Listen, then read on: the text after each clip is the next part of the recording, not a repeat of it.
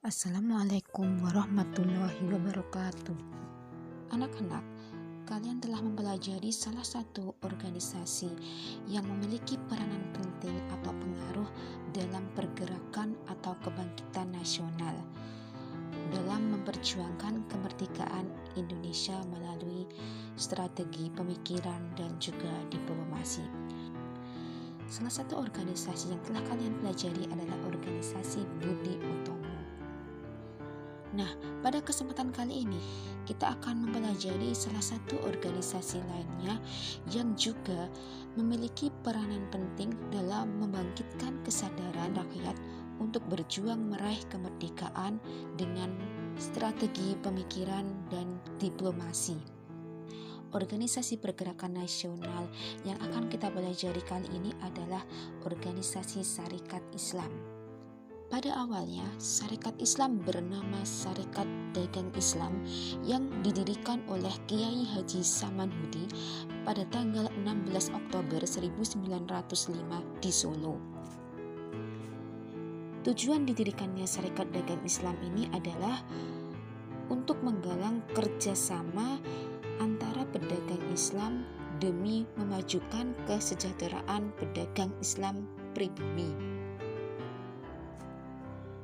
Selain itu, pendirian Sarekat Dagang Islam ini juga dimaksudkan agar para pedagang Islam itu mampu bersaing dengan pedagang asing, yaitu pedagang Tionghoa yang pada zaman itu pedagang Tionghoa memang mendominasi perdagangan dan juga memiliki status yang lebih tinggi dari warga Hindia Belanda lainnya. Organisasi Sarekat Dagang Islam ini kemudian mengalami perkembangan dengan didirikannya beberapa organisasi serupa di beberapa daerah di Nusantara, yaitu seperti di daerah Batavia yang pada tahun 1909 didirikan organisasi Sarekat Dagang Islamnya oleh R.M. Tirto Adisuryo. Kemudian R.M. Tirto Adisuryo mendirikan organisasi serupa di Bogor pada tahun 1910.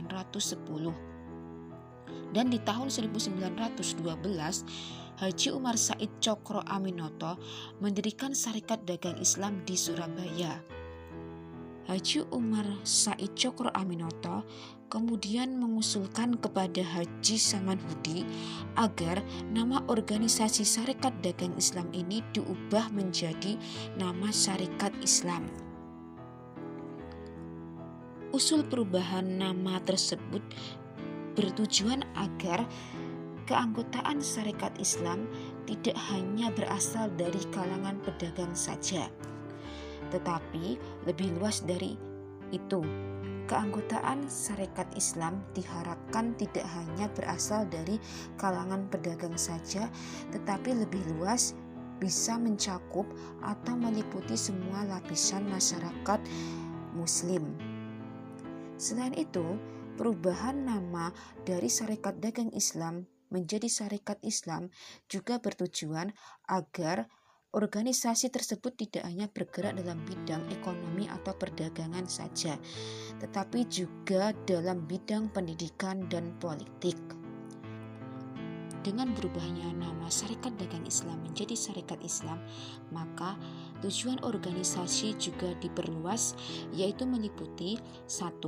Mengembangkan jiwa dagang dan kesejahteraan masyarakat pribumi. 2. Mengembangkan pendidikan dan pengajaran bagi masyarakat pribumi. 3. Memperbaiki citra Islam di kalangan masyarakat luas. 4.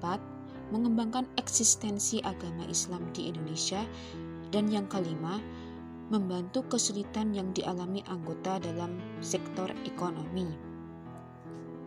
Kemudian, dalam Kongres Sarekat Islam pertama pada tanggal 25 Maret 1913 di Surakarta, Haji Umar Said Cokro Aminoto ditunjuk menjadi Wakil Ketua Umum mendampingi Haji Samanhudi sebagai Ketua Umum Sarekat Islam yang berpusat di Solo. Kemudian pada Kongres kedua Sarekat Islam yang berlangsung di tanggal 19 sampai 20 April 1914 di Yogyakarta, Haji Umar Said Cokro Aminoto terpilih sebagai Ketua Umum Sarekat Islam, yang kemudian kantor pusat Sarekat Islam dipindahkan dari Surakarta ke Surabaya. Di bawah kepemimpinan Haji Umar Said Cokro Aminoto, Sarekat Islam mengalami perkembangan pesat dalam hal keanggotaan. Di tahun pertama kepemimpinannya, keanggotaan Sarekat Islam mencapai 400.000 orang. Perkembangan Sarekat Islam yang pesat tersebut didorong oleh beberapa faktor, yaitu diantaranya yang pertama, tumbuhnya kesadaran akan sebuah bangsa. Yang kedua, terdapatnya sifat kerakyatan dan dasar agama Islam. 3. Meningkatnya kemampuan pedagang Islam untuk bersaing dengan pedagang Tiongkok. Dan yang keempat, keterlibatan serta campur tangan para ulama dalam segala kegiatan Sarekat Islam. Nah, perkembangannya yang pesat tersebut membuat Sarekat Islam berubah menjadi partai politik setelah diakuinya Sarekat Islam sebagai organisasi resmi oleh pemerintah pada bulan Maret 1916.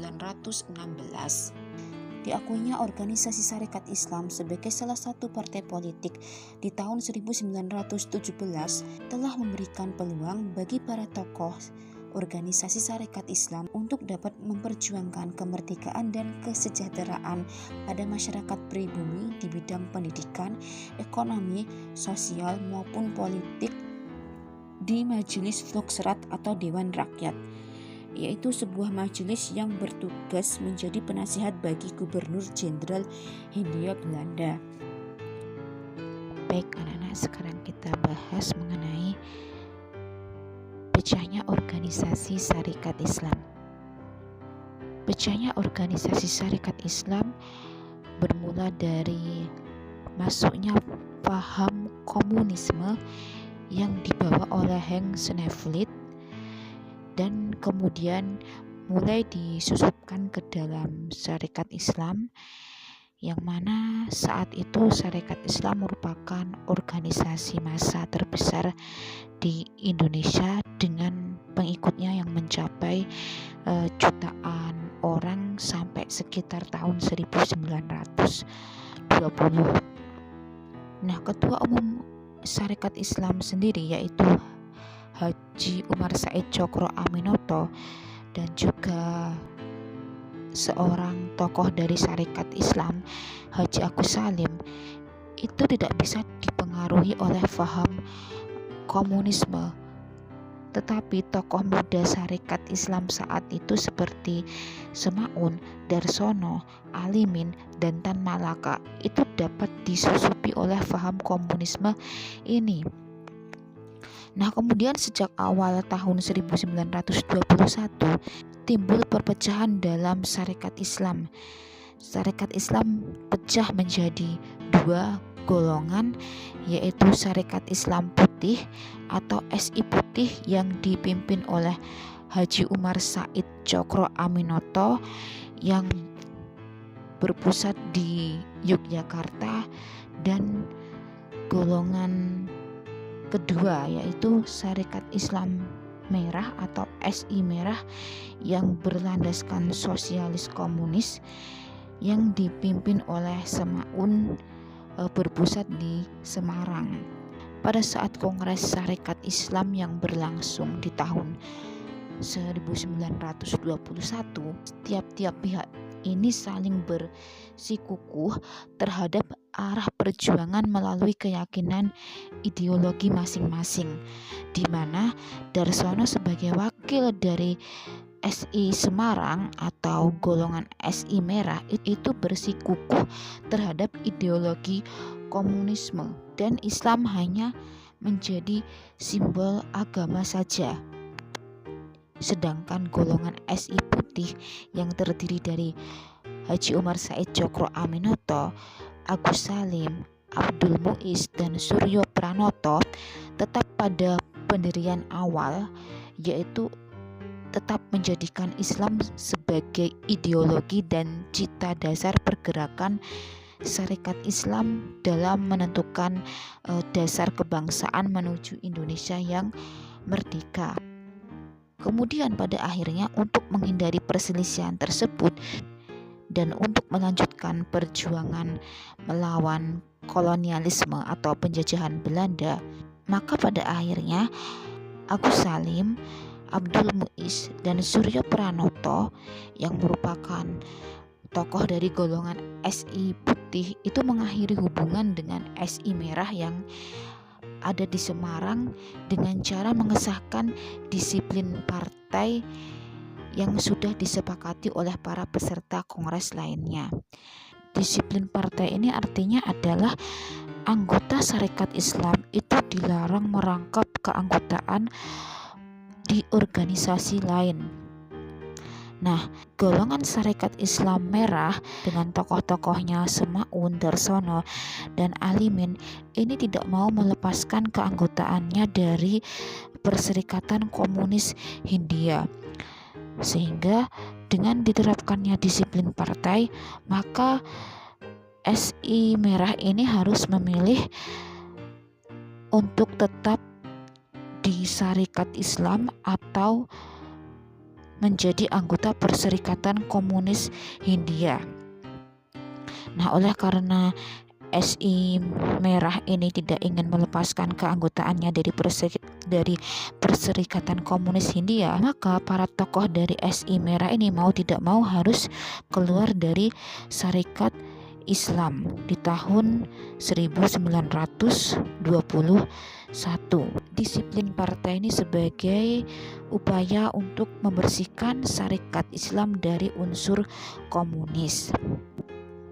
Nah, demikian tadi penjelasan dari Ibu mengenai organisasi Syarikat Islam. Semoga dapat bermanfaat untuk anak-anak. Sekian, wassalamualaikum warahmatullahi wabarakatuh.